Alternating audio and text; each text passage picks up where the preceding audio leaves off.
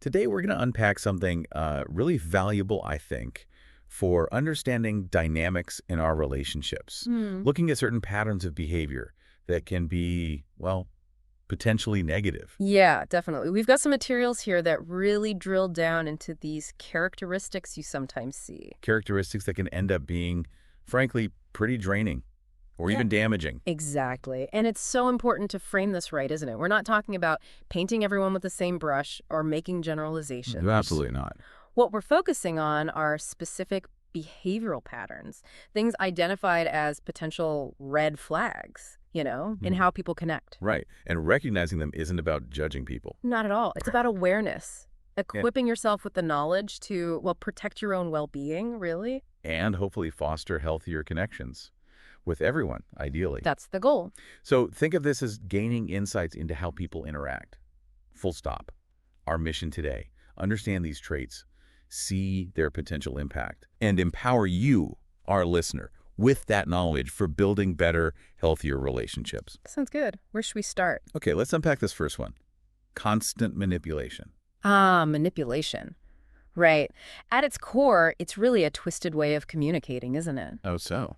Well, instead of just asking openly for what they want or need, people using manipulation often come from a place of maybe fear of being vulnerable. But they resort to other things. Exactly. Guilt trips, emotional blackmail, Mhm. sometimes logic that just feels twisted, all to get what they want because they assume maybe asking directly won't work. The example provided here really hits home. Right. Imagine you have to cancel plans. Serious family emergency. Okay. And the response you get is, if you really cared, you'd make time for me, even if someone died. Oof. Yeah, that's stark. It's a clear attempt to twist things, make you feel totally in the wrong for dealing with a crisis. Right. And the impact of that kind of thing, Hmm. it's significant. It forces you into defending yourself. Even for totally reasonable choices. Precisely. You start second-guessing everything, feeling selfish or cruel, even when you've done nothing objectively wrong. So what's a key sign for you, the listener, to watch out for here? I'd say a major red flag is that feeling.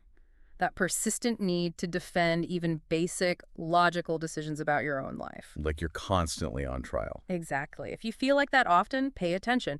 And what's interesting is there's research that links this kind of behavior to certain personality traits. Oh, really? Like what? Well, a study back in 2020, I think it was, in personality and individual differences, found a correlation between manipulation and something called Machiavellianism. Machiavellianism. Sounds intense. It's basically a tendency towards emotional games, being strategic, sometimes deceitful in relationships, sort of a win-at-all-costs mentality, maybe, even if it bends the rules of healthy communication. That's really insightful. Okay, so building on that idea of indirect control, Yeah. let's move to the next pattern, playing the eternal victim. Ah, yes. The eternal victim. This sounds like someone who just never takes responsibility, right? Pretty much. Yeah, individuals like this consistently deflect blame.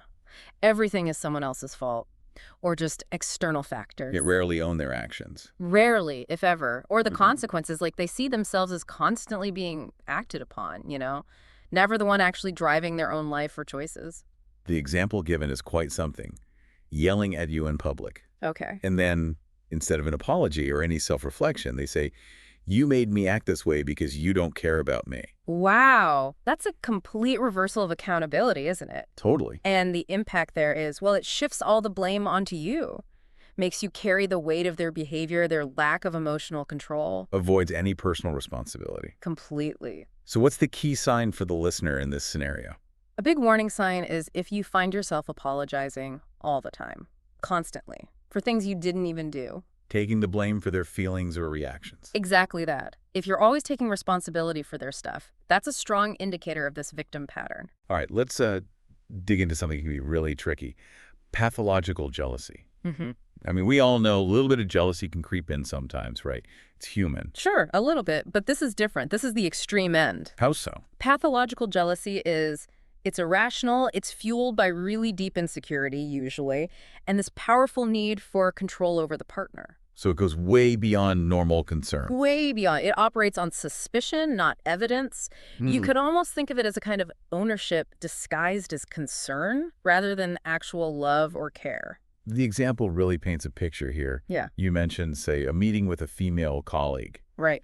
and immediately you're hit with accusations, Yeah. hiding something, cheating, even with zero basis for it. Yeah, and that creates this climate of constant suspicion, mistrust, even when there's no reason for it. It must just erode the foundation of the relationship. Totally. Puts a huge burden on the partner who's done nothing wrong. So, what should you be mindful of in your own interactions? A key sign. A key indicator is finding yourself constantly walking on eggshells, Wow. especially when you're talking to or even just mentioning other people, particularly other women in this context. If you feel you have to censor yourself, avoid topics. Out of fear of that jealous reaction. Exactly. Fear of an unwarranted reaction, that's a massive red flag. And, the data on this is pretty striking too. Oh, yeah. A 2018 study, I believe, from the Journal of Social and Personal Relationships showed that couples dealing with this kind of extreme jealousy, they had a 67% higher chance of breaking up. 67%. Wow. Within the first year alone. It really shows how destructive this trait is. No kidding. Okay, let's shift gears. A pattern that sounds particularly manipulative, love bombing, followed by withdrawal. Ah, the roller coaster. Yes, this is a classic tactic, really. It used to create a very strong emotional bond very quickly. How does it work? Usually starts with this intense, almost overwhelming display of affection. Attention, praise, gifts maybe, right at the start. Sounds nice on the surface. It does. But the key is it's often not sincere. It serves a purpose. Create a powerful hook, get you invested fast. Okay, so that's the love bombing part. What's the shift? The withdrawal. Well, once you're attached, feeling connected, maybe even thinking this is it, there's a sudden switch, often inexplicable. Like what? Coldness, distance, sometimes even cruelty. The person showering you with affection suddenly goes quiet, unavailable, maybe critical. Leaving you totally confused. Confused and craving that initial high, that approval. The example nails it. Being told, you're the best thing that ever happened to me. 1 minute. Early on. Then suddenly, they're ignoring texts for days. Yeah. And when you ask why, you're accused of being too needy. Exactly. That cycle is incredibly destabilizing, causes intense confusion, leaves you desperate for that initial validation. It sounds like a powerful manipulation tool. It is, creates dependency, makes you more susceptible to control because you want that good phase back. So for the listener, what's the key sign to recognize this pattern? Experiencing those extreme highs, followed by equally extreme, painful lows, especially early in a relationship. Like an emotional roller coaster. Precisely. If your emotional state feels like that, up and down constantly, you really need to ask if this love bombing withdrawal cycle is happening. Okay, let's talk about something fundamental. Boundaries. What happens when those aren't respected? Yeah, boundaries are crucial. Disrespecting them often comes from this belief, maybe unconscious, that they have a right to intrude on all parts of your life. All parts. Like what? Your time, your personal space, maybe even finances, your emotions. Basically, a lack of regard for you as a separate individual with your own needs and limits. It's like they don't see where they end and you begin. Or something like that. A lack of recognition of your autonomy. The example of wanting a quiet weekend alone? That seems pretty basic. Right. A normal need, but then being bombarded with calls, texts, guilt trips. Until you cancel your plans. Exactly. It's an invasion of your space, your time, your right to choose. And the impact of that constant boundary pushing. It fundamentally undermines your autonomy. Your personal space shrinks. You start feeling like you have no right to your own needs because they're always being overridden. So what should you be aware of? What's the sign? A key sign is that feeling again. Guilt. Feeling guilty for expressing very basic needs. Like needing alone time. Or rest. Yeah. Or pursuing an interest. Exactly. If you feel bad for wanting perfectly normal things like personal space, it's a strong sign your boundaries are being stomped on. Okay, this next one sounds, well, rooted in insecurity. Constantly testing you. Yeah, this is different from how trust normally builds, isn't it? How so? In healthy relationships, trust develops organically, through consistent positive actions, mutual respect. It grows over time. But with testing. Testing becomes this recurring pattern. Yeah. It's a way for the insecure person to constantly seek reassurance or validation, often in really unhealthy ways. Like they're always looking for proof you'll fail them. Always looking for reasons not to trust. Kind of. Yeah. The example given is pretty manipulative, too. Flirting with someone else, just see if you care. Right. And then look at the potential reactions. If you get insecure, they mock you. If you don't react, they accuse you of not caring. It feels like a trap, a no-win situation. It absolutely is. And the impact. It creates this feeling of always being evaluated, always potentially failing some unknown, impossible standard. Must be exhausting and anxiety-inducing. Totally. It just erodes any sense of security in the relationship. So the key takeaway for the listener here, what's the sign? And it's that pervasive feeling, like Yeah. you're always on trial, always having to prove your loyalty or commitment through these bizarre, unfair tests. It basically signals a lack of real trust. Exactly. Trust is absent and manipulation is filling that space.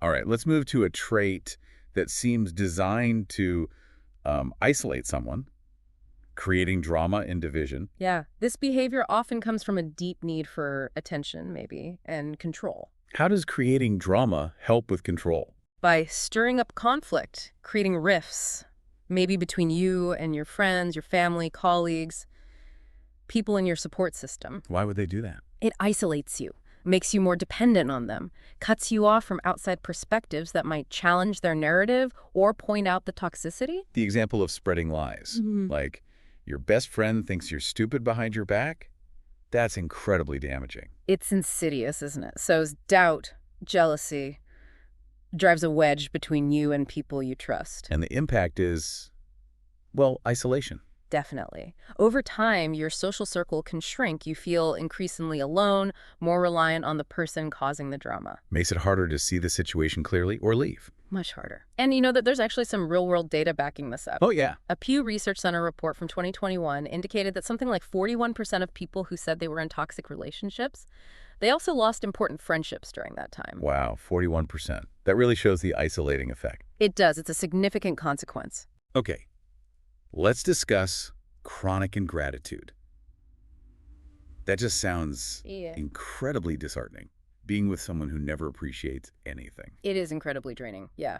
Chronic ingratitude is just that, a persistent lack of appreciation for anything you do. So instead of thanks, You get criticism, or this feeling that whatever you did, it wasn't quite good enough. There's always something missing, or you should have done more. like there's this constant expectation you can never meet. Exactly. Regardless of how much effort you put in. The birthday gift example is pretty classic, isn't it? Oh yeah, instead of a simple thank you, you get complaints. You should have spent more, or where are the flowers, or this isn't really my style. It just negates the whole gesture. Completely. And the impact of that constant lack of appreciation, it's profound. How so? It leaves you feeling just perpetually drained, unappreciated, and eventually unmotivated. Why bother trying if it's never acknowledged or valued? Makes sense.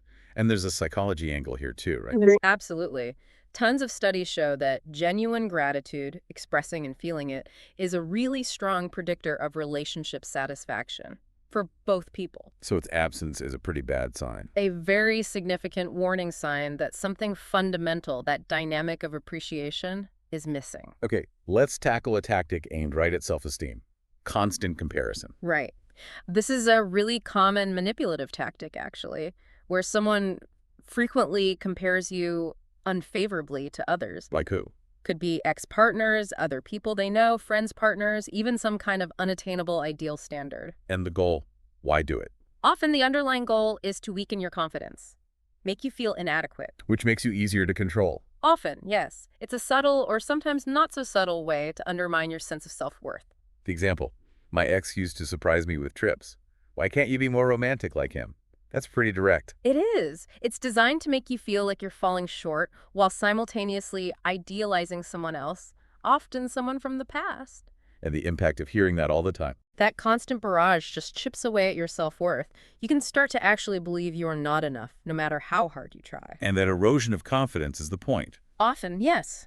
Someone with lower self-esteem might be perceived as easier to influence or control. Okay, finally, let's address something that sounds just deeply hurtful. Yeah. Weaponizing your vulnerabilities. Yeah, this one is particularly damaging. In a healthy relationship, sharing vulnerabilities, your fears, insecurities, past struggles that builds trust, right? Yeah. Intimacy. Your partner becomes a safe haven. Support, understanding. Exactly. But in a toxic dynamic, those very things you shared in confidence, they become ammunition. Used against you. Used against you. Often during arguments or disagreements, it's a profound betrayal of that trust you placed in them. The example given is horrific. Using a past struggle with depression to say something like, no wonder no one really wants you. You're damaged. It's incredibly cruel. and devastating. What's the impact of that kind of betrayal? It creates this deep fear of ever sharing anything personal or vulnerable again.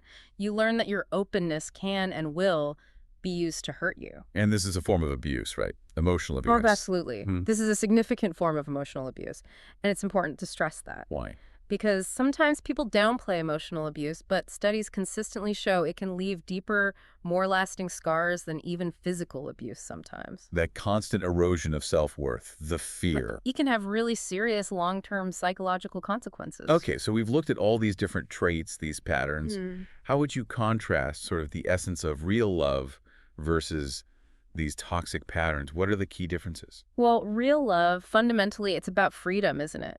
Freedom to be yourself, grow, have your own life alongside the relationship. Built on respect. Absolutely. Mutual respect, valuing each other's opinions, boundaries, well-being. It should foster growth, be rooted in kindness, empathy, genuine care. Toxic patterns often revolve around control. One person trying to dominate or dictate. They tend to thrive on fear, manipulation. They create constant confusion, uncertainty, instability. That's a really clear distinction. Mm-hmm. Okay, so for you listening, if maybe some of these patterns are ringing bells, what are some actionable steps? How can you protect yourself? Yeah, right. Good question. Firstly, I'd say know these red flags. Just being aware of these patterns helps you spot them early, maybe avoid getting too deep. Okay. Oh, Second, set strong boundaries and, crucially, maintain them. Be firm. Healthy people respect boundaries. Toxic individuals, they'll test them, push them, try to break them down. makes sense. Keep your support system too. Definitely. Third point, maintain your support system. Mm. Stay connected with friends, family, mentors, people who care about you and can offer an outside objective view. Don't let yourself get isolated. Right. Fourth, prioritize your mental health, always. If a relationship consistently makes you feel bad, anxious, drained, it is absolutely okay to step away, often necessary. Believe actions over words. Yes. Fifth point, pay more attention to what people do than what they say. Manipulators can be very good with words, very charming. Their actions reveal their true character over time. And finally, And maybe this is the most important, value yourself. Recognize your worth. Know that you deserve a relationship where you feel respected, loved, safe, and free. Not trapped, controlled, or constantly doubted. that's all incredibly valuable advice. So wrapping this up, what's the core message we want people to take away from this deep dive? I think the key takeaway is that recognizing these potentially negative patterns early, it's crucial. It can really help protect you from a lot of emotional pain and help you build healthier connections moving forward. Even if things seem perfect at first. Especially then sometimes. That initial illusion of perfection can sometimes mask these underlying toxic patterns that only really emerge over time, so stay observant. And maybe a final thought to leave our listener with today. Something to mull over. Yeah, I just encourage you to take some time, maybe reflect on your own relationships, past and present, all of them. See if any patterns resonate. Yeah. See if anything we talked about resonates. And remember, consciously choosing connections that are genuinely uplifting, healing, supportive, rather than harmful. That's one of the most important investments you can make in your own long-term well-being and happiness.